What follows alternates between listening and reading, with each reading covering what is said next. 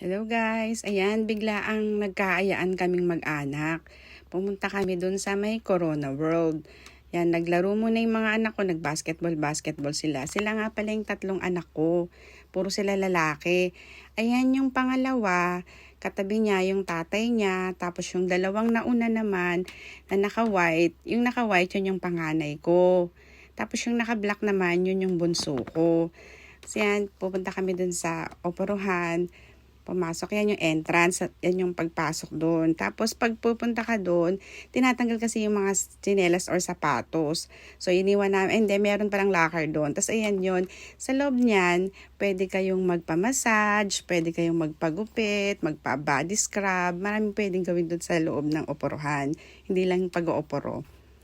Tapos, ayan na nga yan siya. Separate yung babae, tsaka yung lalaki. Yan sa blue, yan yung sa mga lalaki. Nandyan silang apat. Tapos, yung sa red naman, mga pambabae yan, mag-isa lang ako dyan. Tapos after nyan, pwede kayo minom ng mga inumin dyan, tapos magpahinga kayo.